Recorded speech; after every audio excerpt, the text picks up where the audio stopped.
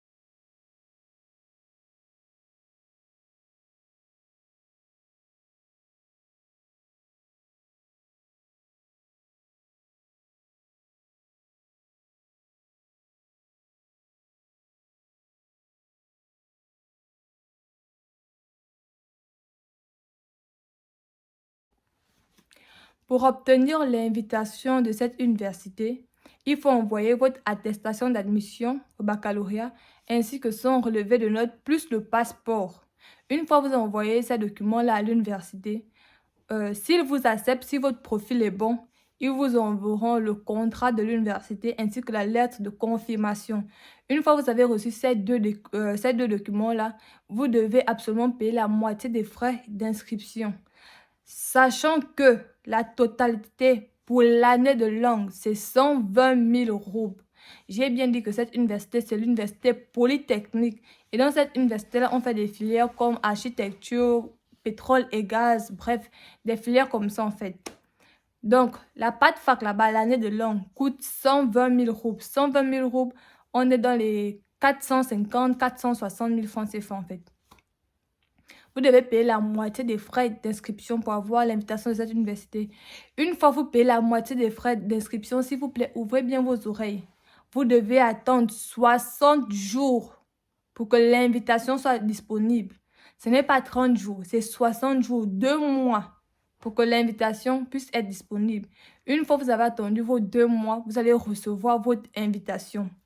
Dès votre arrivée ici, vous ne rentrez directement pas à l'auberge.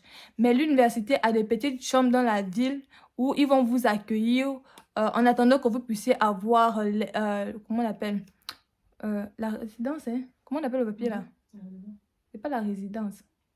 L'enregistrement. Voilà, l'enregistrement de la résidence. Ouais, en attendant que vous puissiez avoir l'enregistrement en fait. Et c'est courant dans les villes de la Russie, en fait, que lorsque l'étudiant arrive, il ne rentre directement pas à l'auberge. Il doit d'abord chercher l'enregistrement dans les différents appartements et tout. Et c'est la même chose à Polytechnique, c'est la même chose à l'Université médicale de Perm. Lorsque vous arrivez, vous devez d'abord faire un mois dans un appartement où, dans cet appartement-là, vous allez obtenir l'enregistrement de l'université. J'ai même l'enregistrement de l'université. Là, vous allez obtenir votre enregistrement. Bon, pour ceux qui ne connaissent pas, l'enregistrement, c'est un petit document sur lequel il est noté vos informations. Il est noté votre nom, prénom, où est-ce que vous habitez dans la ville, l'endroit exact où est situé votre bâtiment, dans quelle zone, quel numéro. On peut facilement vous retrouver en fait. Ça, c'est l'enregistrement. Et pour avoir cet enregistrement, certains, comment dirais-je, certains appartements, hein, certains appartements donnent les enregistrements aux Africains, mais pas tous. C'est vraiment compliqué de trouver l'enregistrement, mais pas impossible. Il suffit juste d'appeler d'un peu de partout, en fait, pour avoir l'enregistrement.